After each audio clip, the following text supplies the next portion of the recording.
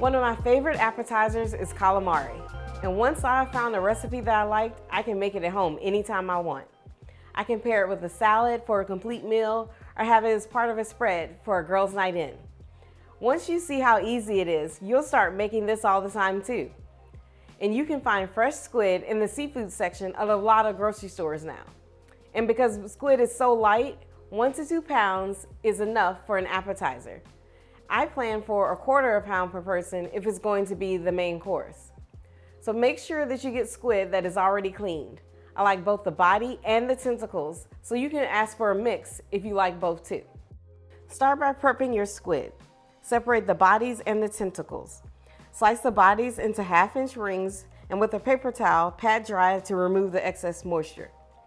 Heat a small pan filled halfway with canola oil. In a small bowl, add 3/4 cup of cornstarch, 1 teaspoon of garlic powder, a 1/4 teaspoon of salt, and a 1/2 teaspoon of pepper. Stir until all the seasonings are evenly dispersed.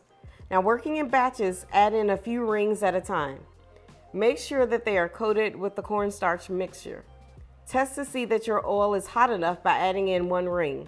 If it immediately starts to sizzle, your oil is at the right temperature.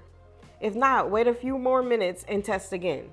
Once your oil is at the right temperature, add in coated rings and fry for only 1 to 2 minutes until golden brown.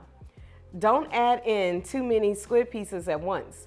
It will drop the temperature of your oil and you'll have soggy calamari.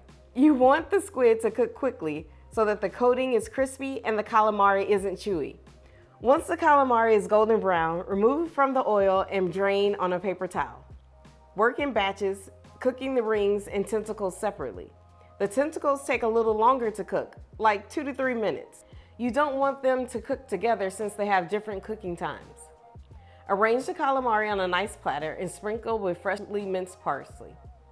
Add some parsley leaves and lemon wedges on the platter for presentation.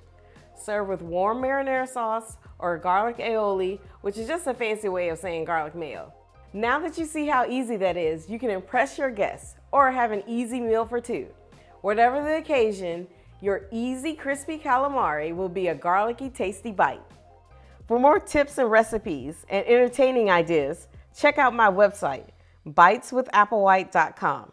And don't forget to subscribe so you won't miss an episode.